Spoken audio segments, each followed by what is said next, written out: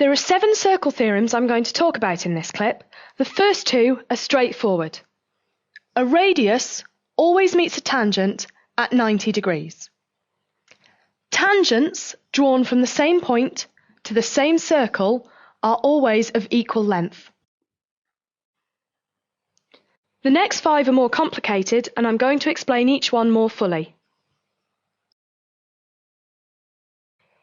If we choose any 2 points on the circumference of the circle and join them both to the centre, and then choose any one other point on the circumference of the circle, if we join the points together, the angle at the centre is always double the angle at the circumference.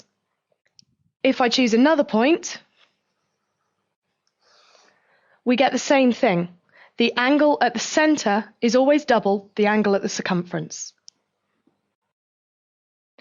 To summarise then, this angle here is always double this angle here.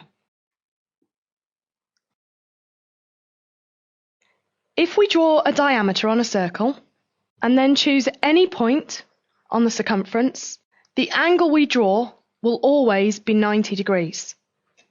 If I choose another point, the angle is 90 degrees.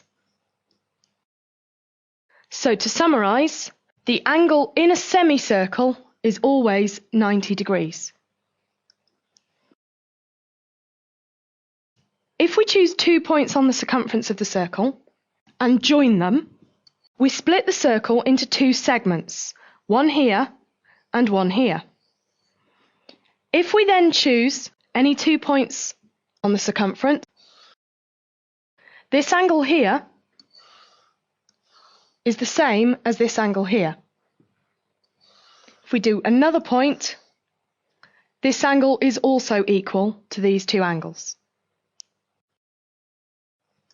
To summarise, these 2 angles are equal, and you may also notice that these 2 angles are also in the same segment, so they're also equal to each other. If we draw any tangent to a circle, remembering that a tangent is a line that touches the circle in only one place, and then draw any chord on the circle which meets the tangent, we create an angle here. This angle is equal to the angle that we can make in the alternate segment. So if we make that angle here, this angle is equal to this angle. We also have the same situation on the other side. Here is a chord meeting the tangent and creating this angle. Here is the alternate segment, and this angle will be equal to this angle. Summarising that, this angle is equal to this one, and this angle is equal to this one. If we choose any 4 points on the circumference of a circle, we can join them to create a cyclic quadrilateral. Opposite angles, such as this one and this one, add up to 180. These 2 angles also add up to 180. Watch out for cyclic quadrilaterals like this. These are more difficult to spot. These 2 angles will add up to 180, and these 2 angles will add up to 180. To summarise, opposite angles in a cyclic quadrilateral add up to 180.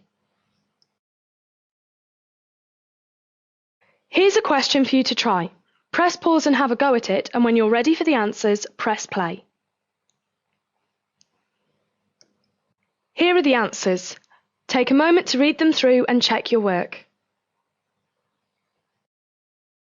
Here's a second question for you to try. Press pause and have a go, and when you're ready for the answer, press play.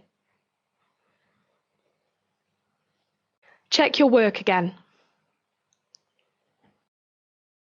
Here's a third question for you to try. Press pause, and when you're ready for the answers, press play. These are the answers. There are lots of different ways to get each of these angles. I'm going to show you one way for each angle. Angles in the same segment are equal. So if this angle is 40 degrees, this angle is also 40 degrees. Angles on a straight line add up to 180, so this angle must be 84 degrees. Angles in a triangle add up to 180, so that gives us this angle as 56 degrees. Immediately, because angles in the same segment are equal, Z is 56 degrees. Then, because this is a cyclic quadrilateral, this angle here and this angle here must add up to 180. This one is 90, so this one must also be 90, which gives us X as 34 degrees.